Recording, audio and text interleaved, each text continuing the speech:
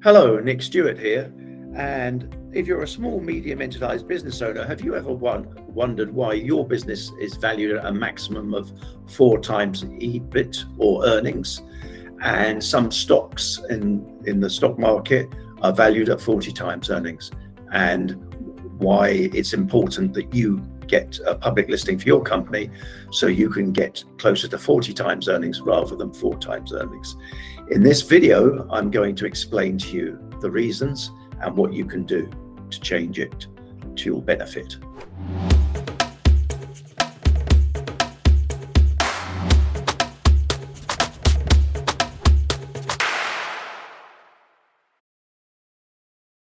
So the answer is actually very, very simple. The answer is liquidity.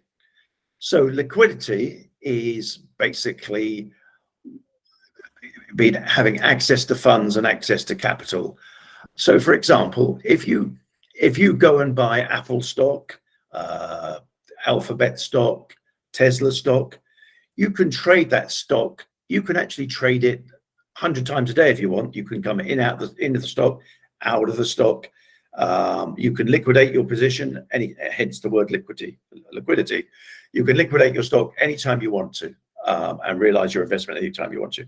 Clearly, you'll have, if you do this multiple times, you'll have some capital gains tax issues, but basically you can do that. Whereas if you're an SME, at the end of the day, you have to find a buyer for your business. And when you put your business for sale, you may sell it in 6 months. You may never sell it. I mean, the other fact of life is 80% of SMEs that are put up for sale never get sold. So you may never sell it, but it's very unlikely that you're going to be able to sell the business in less than 6 months. So the solution for you is obviously, it should be the aim for every SME, is to become, a PLC, public limited company, public listed company.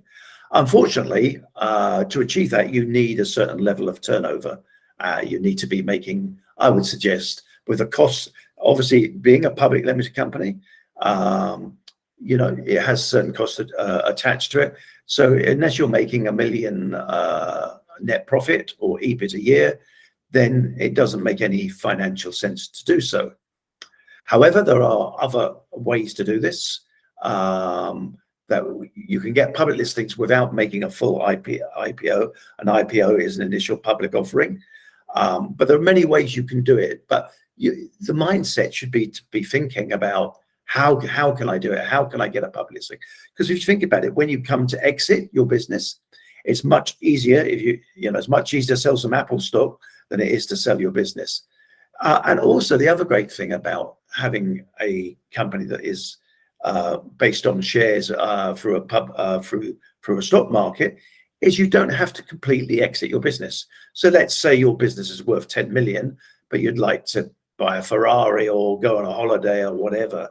You could theoretically take 2 million off, sell 2 million worth of shares and keep 8 million and keep the business, going. You also have a vested interest. So when it comes time to retire, you may retire. You could arrange to pass the shares on to your family, or you could just keep a vested interest in the business.